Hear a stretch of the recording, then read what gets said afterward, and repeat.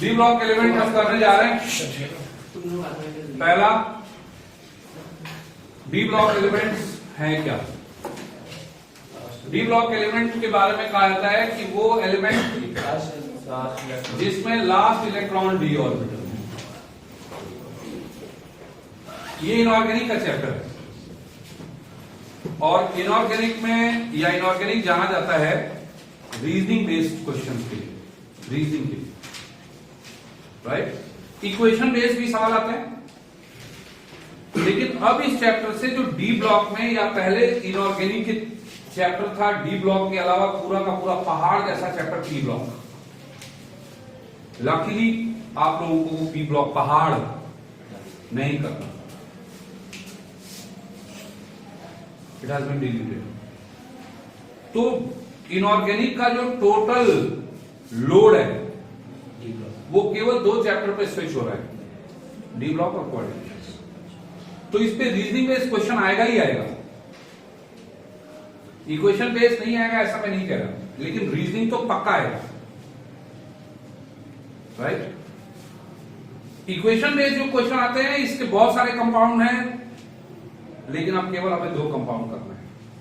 वो 2 कंपाउंड से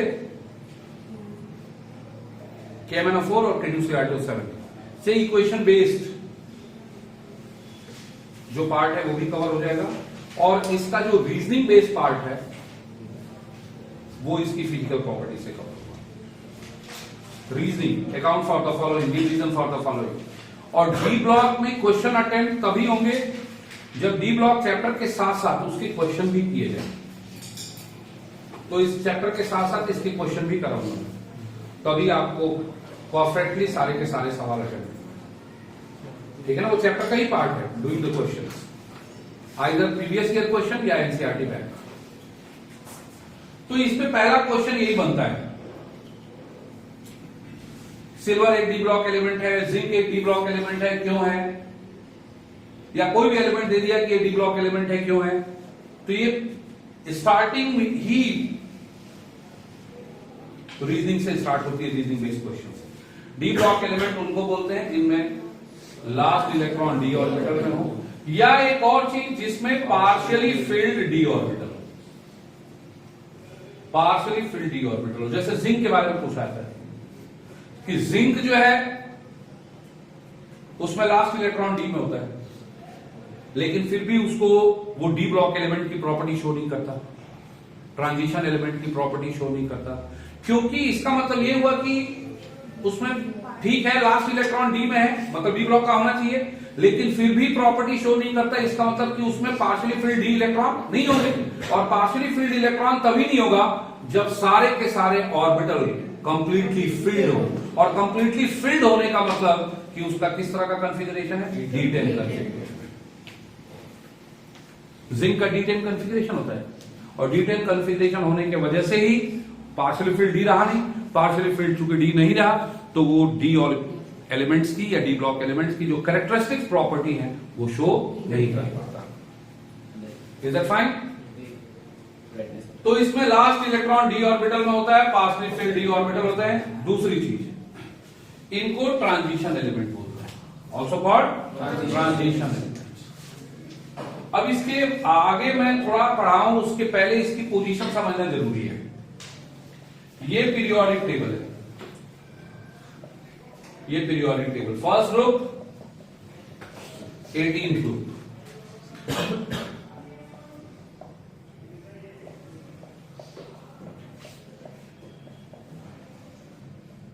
ये पीरियोडिक टेबल है, ये समझना जरूरी है, it is necessary to understand. First period, second period, ये फर्स्ट ग्रुप, सेकंड ग्रुप, ये है 13 ग्रुप, 13, 14, 15, 16, 17, और ये है 18 ग्रुप। ये है period number first, period number second, period number third, ये है period number fourth, period number fifth, period number sixth, period number seventh. यदि इलेक्ट्रॉन का डिस्ट्रीब्यूशन देखें, यहां पे पहला इलेक्ट्रॉन S में आता है, 1s1, ये है 1s2,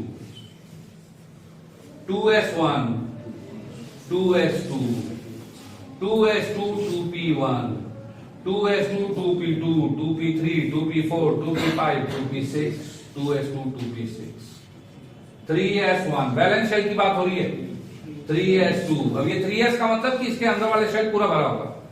ये 3s2 3p1 से लेके 3s2 3p6, ये फर्स्ट पीरियड, ये second period, third period. First element, second element, केवल दो एलिमेंट यहां पे, 6 एलिमेंट यहां पे, 2 6। अब ये है फोर्थ पीरियड, 4s1 4s2, और 4p में जाने से पहले इलेक्ट्रॉन जाता है 3d1 से लेके 3d10 तक, फिर 4p1 से लेके 4p6 तक।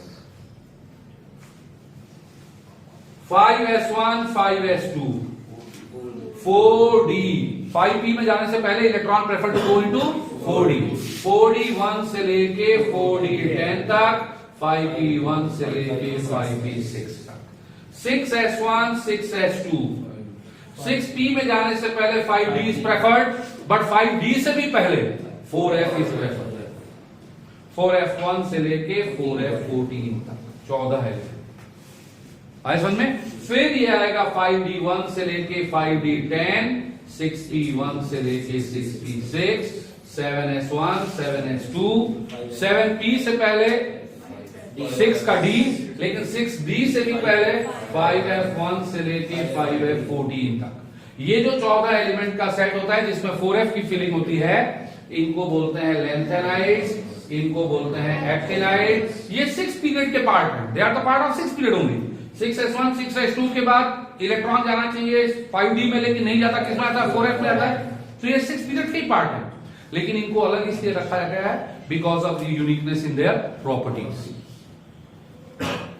अब ये जो पूरे एलिमेंट है, इनमें लास्ट इलेक्ट्रॉन देखो s में है, या तो s1 है या s2 है, ये s ब्लॉक है। इनमें लास्ट इलेक्ट्रॉन p में है, p1 से लेके p6 तक, हीलियम को छोड़ के। हीलियम में लास्ट इलेक्ट्रॉन s में है, लेकिन फिर भी these elements are p block। इसमें लास्ट इलेक्ट्रॉन d में है, therefore they are the element of d block, and इसमें लास्ट इलेक्ट्रॉन f में है, therefore they are the element of f block। तो d ब्लॉक एलिमेंट की position देखो। Position यदि आपसे कोई पूछेगा, इसीलिए मैंने बताया आपको position in periodic table. Periodic table में आप पोजीशन देखोगे तो they are placed from third group to 12th group. d1 यदि थर्ड है तो d10 12th ग्रुप, थर्ड से 12th group, from 4th period 5th period and 6th period. 10 element का set होता है।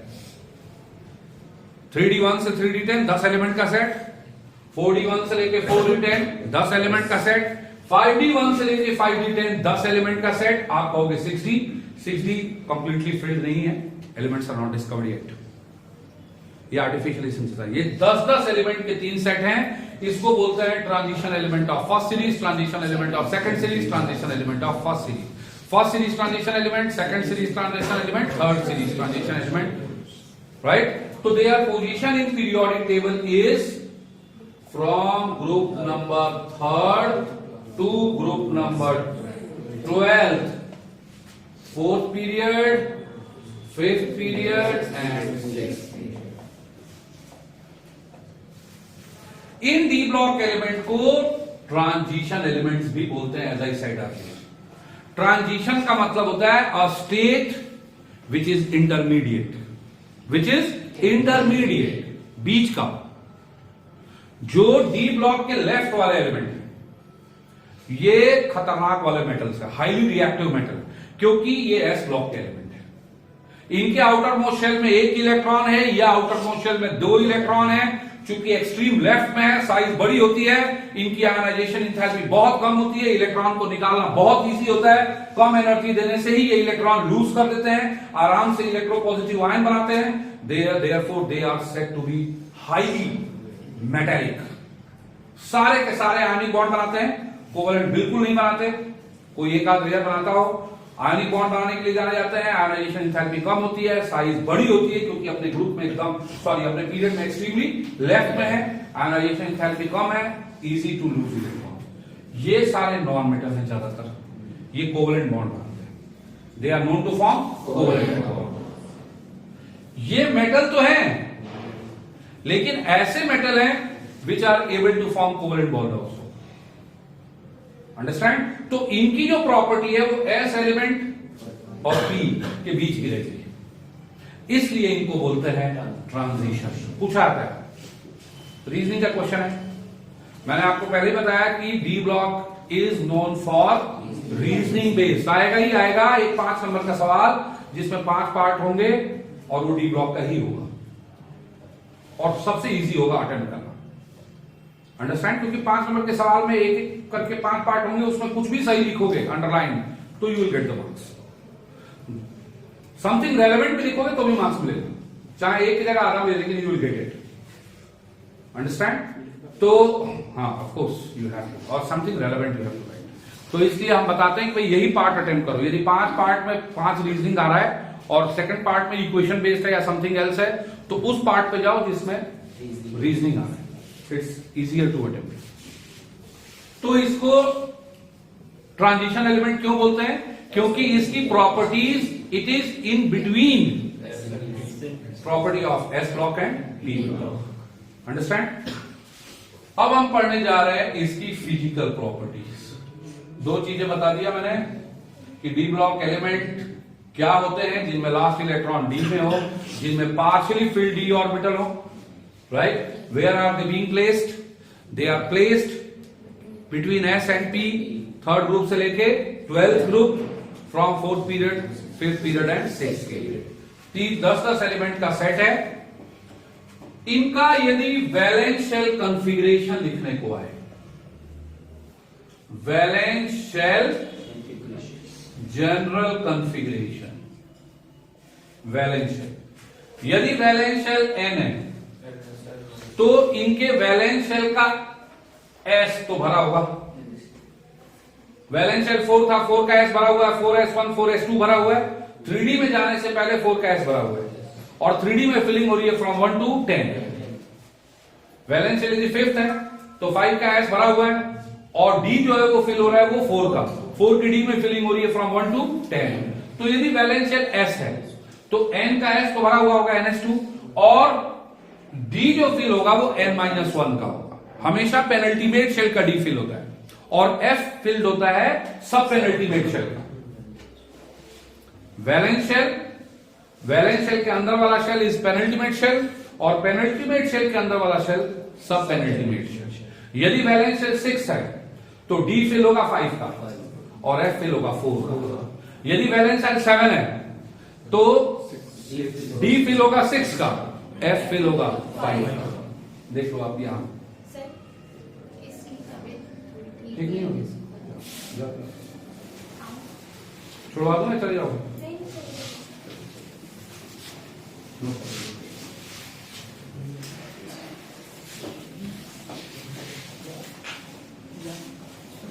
तो वैलेंस शेल यदि s है तो n है तो n का s भरा हुआ है, n-1 के d में फिलिंग हो रही है फ्रॉम 1 to 10, राइट? लेकिन कुछ एलिमेंट ऐसे हैं डी ब्लॉक के, देयर आर सर्टेन एलिमेंट्स जिनमें वैलेंस शेल के s में सिर्फ एक ही इलेक्ट्रॉन होता है। जैसे मान लो वो एलिमेंट जिसका कॉन्फ़िगरेशन हो 4s2 3d4, तो हाफ फिल्ड और full filled orbitals are more stable, d5 is more stable, d10 is more stable, d5 is more stable than d4, d10 is more stable than d9। तो इसका actual configuration होता है s का एक electron shift होता है 3d में और इसका कॉन्फ़िगरेशन 4s2 3d4 ना होके इट इज 4s1 3d5। या किसी एलिमेंट का, ये क्रोमियम का है, ये कॉपर का है। कॉपर का होता है 4s2 3d9, ये होना चाहिए 29 इलेक्ट्रॉन होते हैं। उसके बाद जिंक आता है जिसका कॉन्फ़िगरेशन होता है 4s2 3d10। अब इसका 4s2 3d9 है, अब d9 मतलब फुल फील्ड से एक कम, तो ये स्टेबल कॉन्फ़िगरेशन अटेन करने के लिए क्या करता है, s में सिर्फ एक इलेक्ट्रॉन होते हैं और 3d में हो जाते हैं 10 इलेक्ट्रॉन। तो कॉपर का एक्चुअल कॉन्फ़िगरेशन होता है 4s1 3d 10। तो कुछ एलिमेंट ऐसे भी हैं जिसमें वैलेंस शेल के s में सिर्फ एक ही इलेक्ट्रॉन होता है। अब चूंकि हम जनरल कॉन्फ़िगरेशन लिख रहे हैं which is applicable for all the elements, तो हम ns2 ना लिख के हम लिखते हैं ns1 to 2, कुछ में एक इलेक्ट्रॉन भी होता है तो ns1 to 2 और n-1d 1 to 10। Is that fine? आया समझ में? अब हम पढ़ने जा रहे हैं trend in physical properties. Physical properties, physical property जिसमें 7-8 प्रॉपर्टीज हैं और इन्हीं फिजिकल प्रॉपर्टी पे बेस्ड रीजनिंग वाले क्वेश्चन यहीं से आएंगे, यहीं से आएंगे सारे के सारे रीजनिंग वाले। एक आध यदि केमिकल प्रॉपर्टी में छोड़ दें एक आध प्रॉपर्टी, तो रीजनिंग के सारे सवाल फिजिकल से ही बनेंगे। अब फिजिकल प्रॉपर्टी में पहली प्रॉपर्टी है मेटेलिक कैरेक्टर। पिछली कई बार बता चुका हूं मैं metallic character, so many times. If we talk about D block elements, D block elements metals होते हैं जिनमें हाई मेटेलिक कैरेक्टर होता है, right? They are the metals with high density, high toughness, right? or high BP and MP। BP MP बहुत ज्यादा होता है। देखो मेटल्स में जनरली जो किसी पार्टिकल की डेंसिटी, किसी भी सब्सटेंस की डेंसिटी इंटर पार्टिकल फोर्स पे डिपेंड करती है। किस पे डिपेंड करती है? इंटर पार्टिकल फोर्स पे। जितना ज्यादा होगा पार्टिकल उतने पास पास होंगे, क्लोज पैकिंग होगी।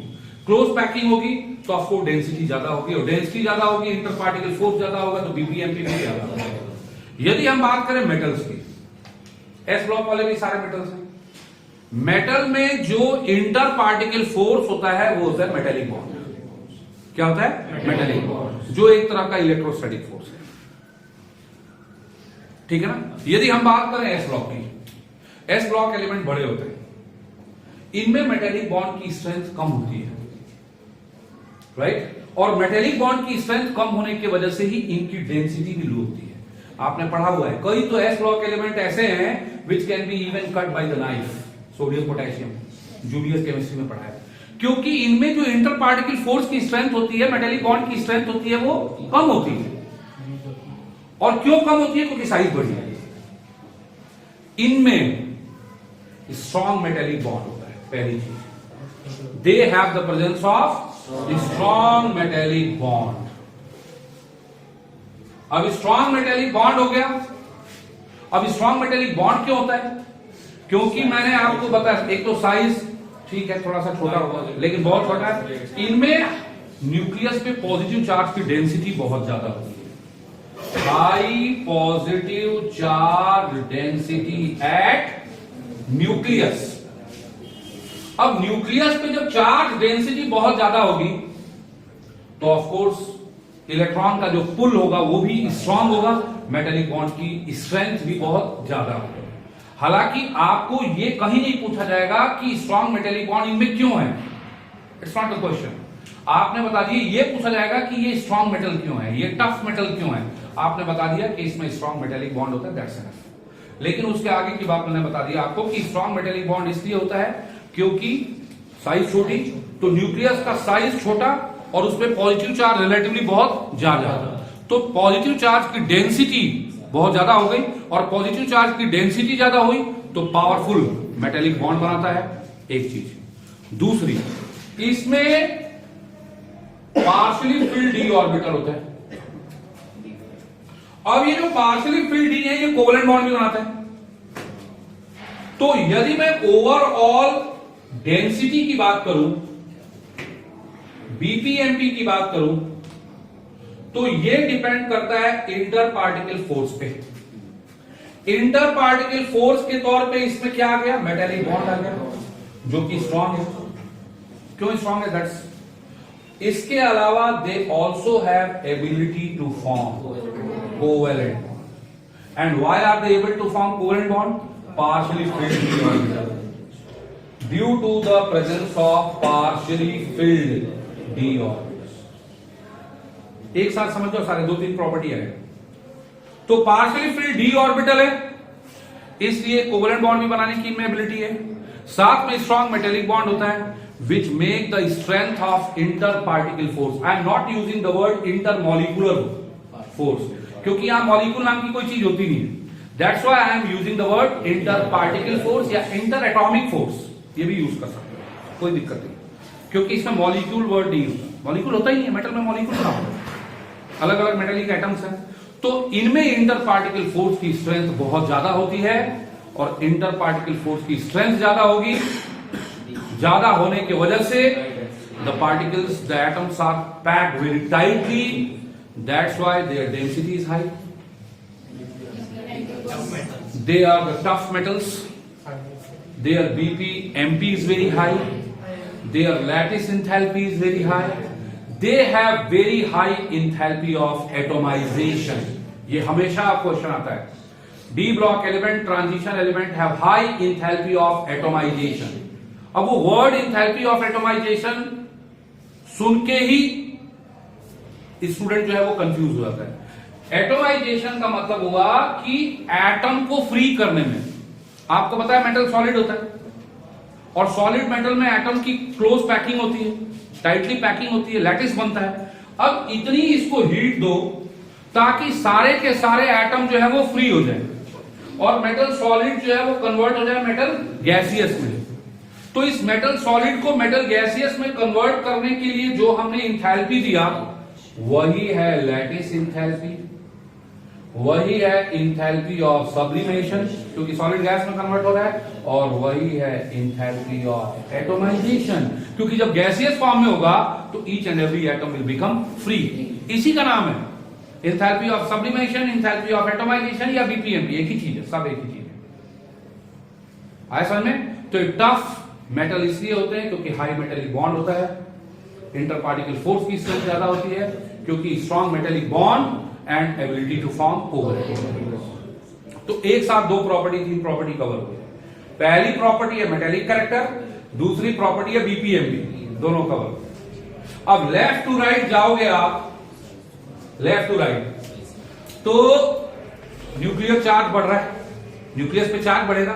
इसका एटॉमिक नंबर 21 है तो इसका 22 होगा, इसका 23, इसका 24, 25, 26, 27, 28, बढ़ ही रहा है न्यूक्लियस पे चार्ज, और साइज छोटी हो रही है तो न्यूक्लियस पे चार्ज डेंसिटी बढ़ेगी, तो ऑफ कोर्स मेटेलिक बॉन्ड की स्ट्रेंथ भी बढ़ेगी, राइट। और अनपेयर्ड इलेक्ट्रॉन का नंबर भी बढ़ रहा है, D1 से D5 तो बढ़ ही रहा है। D1 में एक हाफ फील्ड, D1 में एक हाफ फील्ड, D2 में 2 हाफ फील्ड, D3 में 3 हाफ फील्ड, D4 में 4 हाफ फील्ड, D5 में 5 हाफ फील्ड। तो D1 से लेके D5 तक नंबर ऑफ अनपेयर्ड इलेक्ट्रॉन, ये लेफ्ट टू राइट जा रहे हैं हम, लेफ्ट टू राइट जाने पे नंबर ऑफ अनपेयर्ड इलेक्ट्रॉन क्या होंगे? बढ़ेंगे। Ability to form covalent bond बढ़ेगा, इंटर पार्टिकल फोर्स की स्ट्रेंथ भी क्या होगी? बढ़ेगी, देयरफॉर बीपीएमपी भी क्या होगी? बढ़ेगी। लेकिन उसके बाद D5 के भी पेयरिंग स्टार्ट हो जाएगा, पेयरिंग स्टार्ट हो जाएगा तो अब covalent bond, inter particle force covalent bond बनाने की एबिलिटी, पेयरिंग स्टार्ट हो गया तो अनपेयर्ड इलेक्ट्रॉन का नंबर भी कम होता जाएगा, ability to form covalent bond कम होता जाएगा, इंटर पार्टिकल फोर्स की स्ट्रेंथ भी कम होगी, तो बीपीएमपी भी कम होगी। ये सवाल आता है। जिंक ट्रांजिशन मेटल होने के बावजूद भी एक वोलेटाइल मेटल है, मरकरी, कैडमियम, या एक ऐसा मेटल है जिसकी मेल्टिंग पॉइंट कम है। क्यों? D10 कॉन्फ़िगरेशन, क्योंकि जिंक में, हाँ लास्ट में D10 कॉन्फ़िगरेशन है, D10 कॉन्फ़िगरेशन होने की वजह से it has no ability to form covalent bond, covalent bond बना नहीं पाता, इंटर पार्टिकल फोर्स की स्ट्रेंथ कम होगी।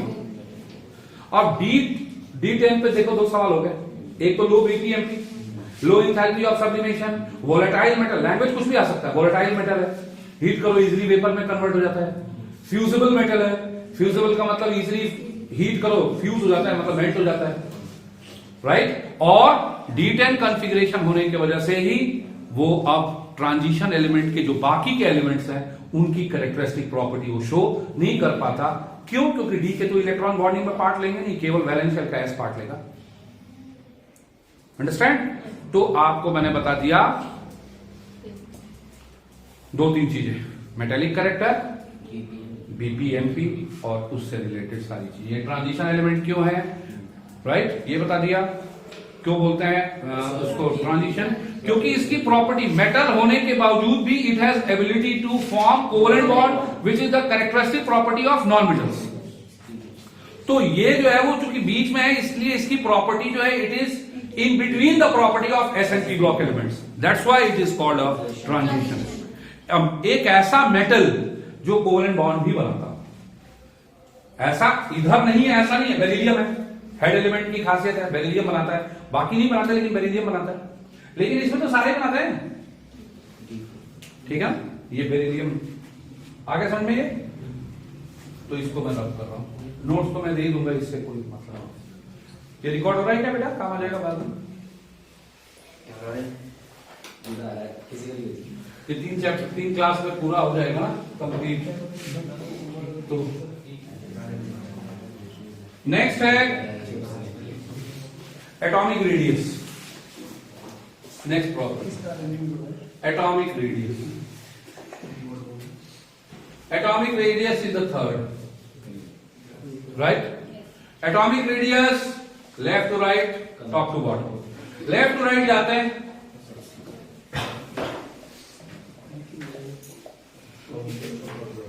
D1 रिफ्लेक्शन आ रहा है, D1 से लेके D5, राइट? D1 से लेके D5, Z इफेक्टिव माने इफेक्टिव न्यूक्लियर चार्ज, न्यूक्लियस पे पॉजिटिव चार्ज बढ़ रहा है और बढ़ रहा है, इसलिए साइज जो है वो कम है। D1, D2, D3, D4, D5 और D5 बियॉन्ड।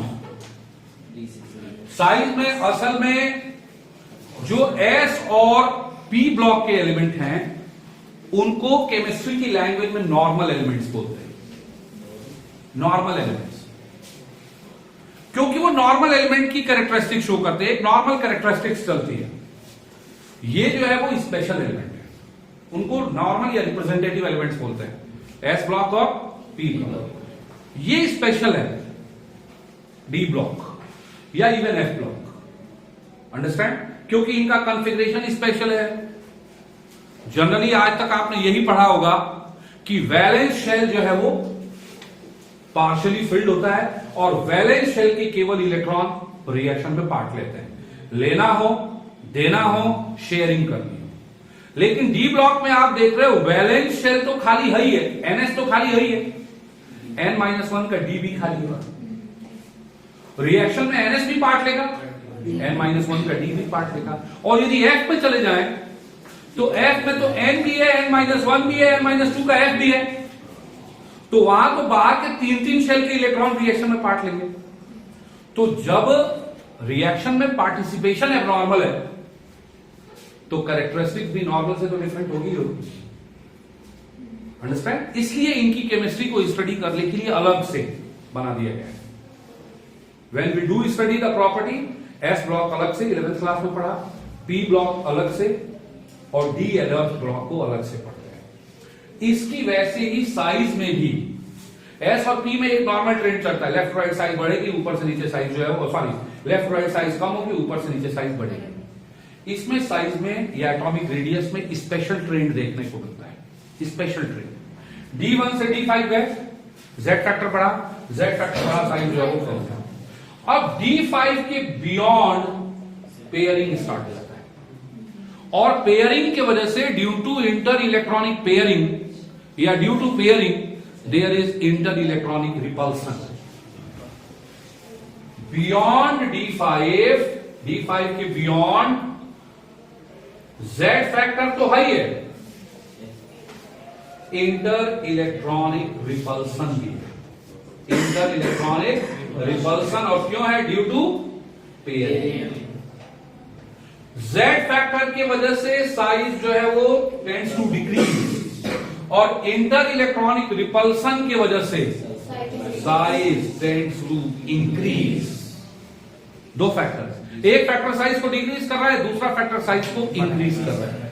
D6 D7 आते आते ये दोनों फैक्टर बराबर हो जाते हैं, दोनों का मैग्नीट्यूड बराबर हो जाता है, इफेक्टिवनेस बराबर हो जाता है। इसलिए D7 D8 तक size become constant, the two factors become equal, therefore size become same.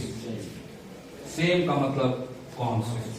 And beyond D8, D8 के beyond पेयरिंग तो अभी भी चलती रहेगी।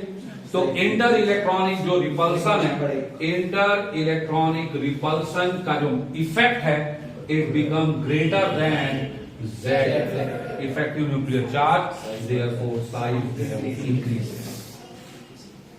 तो ओवरऑल D1 से D10 का बात करें तो पहले साइज कम हुई, कांस्टेंट हुई, कम कांस्टेंट बढ़े। आगे समझ में? कम क्यों हुई? क्योंकि Z फैक्टर बढ़ रहा है।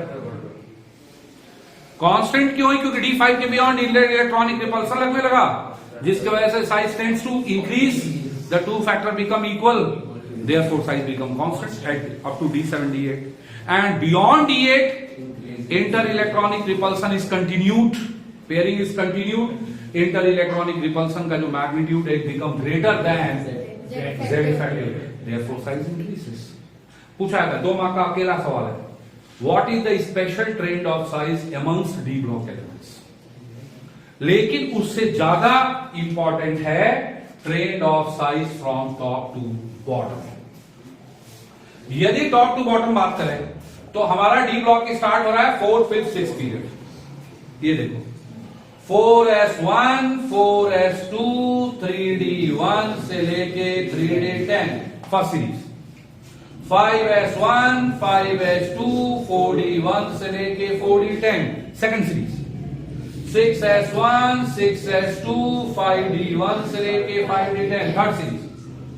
ऊपर से नीचे जब आते हैं तो of course number of shells बढ़ रहे हैं, तो एन फैक्टर बढ़ता है तो साइज जो है वो इंक्रीज होगा, बिल्कुल कोई प्रॉब्लम नहीं है। लेकिन 4th से 5th पीरियड, फर्स्ट सीरीज से सेकंड सीरीज, सेकंड से जब थर्ड सीरीज में आते हैं तो नंबर ऑफ शेल्स बढ़ रहे हैं अनडाउटेबली, लेकिन इसका एटॉमिक नंबर और इसका एटॉमिक नंबर कंटिन्यूएशन में, यहां पे 5D में जाने से पहले 4F में 14 इलेक्ट्रॉन आते हैं।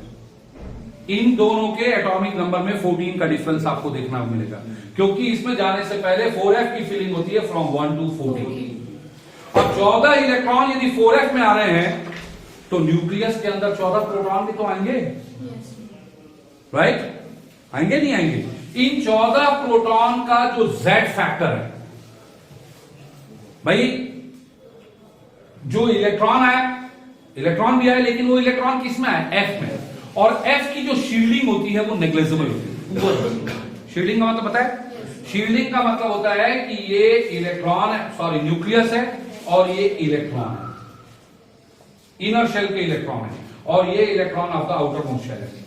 ये जो अंदर वाले इलेक्ट्रॉन हैं, ये बाहर वाले इलेक्ट्रॉन को न्यूक्लियस के अट्रैक्टिव पुल से बचाते हैं, शील्ड करते हैं, प्रोटेक्ट करते हैं, जिसको बोलते हैं हम शील्डिंग। जितना बेटर शील्डिंग होगा, इसका मतलब कि ये जो इलेक्ट्रॉन है वो इसको न्यूक्लियस के अट्रैक्टिव पुल से बचा रहा है, इसका मतलब इसके ऊपर लगने वाला न्यूक्लियस का अट्रैक्टिव पुल कम होगा। जितनी बेटर शील्डिंग होगी, इस आउटर मोस्ट इलेक्ट्रॉन पे लगने वाला न्यूक्लियस का अट्रैक्टिव पुल उतना ही कम होगा। अब यहां 14 प्रोटॉन है, ठीक है, इलेक्ट्रॉन भी है, 14 इलेक्ट्रॉन भी आएंगे, लेकिन वो इलेक्ट्रॉन किस में है? F ऑर्बिटल में, और F ऑर्बिटल में जो इलेक्ट्रॉन है उनकी शील्डिंग नेग्लिजिबल होती है, वो शील्ड कर ही नहीं पाते। शील्डिंग होती है केवल S और P इलेक्ट्रॉन्स की, D की भी नहीं होती, D की कम होती है, F की तो खत्म होती है, कुछ नहीं होती।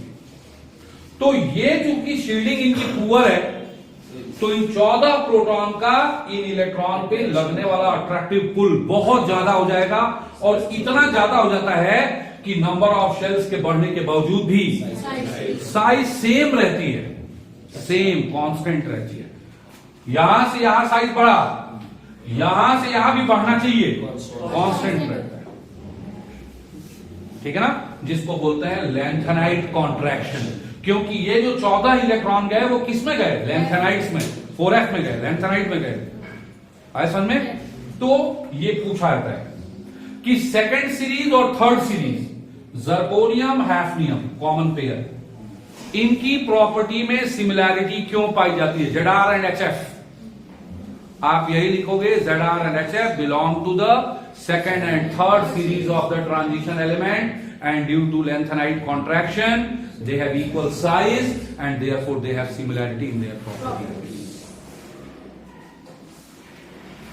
Left to right साइज का पूरा ट्रेंड, साइज कम होना, कांस्टेंट बढ़ना, और टॉप टू बॉटम साइज पहले बढ़ती है फिर कांस्टेंट होती है। सेकंड और थर्ड सीरीज याद रख लेना, इनकी एलिमेंट्स में सिमिलैरिटी पाई जाती है, इनकी प्रॉपर्टी में सिमिलैरिटी पाई जाती है। और क्यों सिमिलैरिटी पाई जाती है, because of the lanthanide contraction. क्या नंबर ऑफ शेल्स बढ़ते नहीं है, बिल्कुल बढ़ते हैं, लेकिन number of shells n factor का जो इफेक्ट है ये काउंटर पार्ट कर देता है the Z effective, Z factor.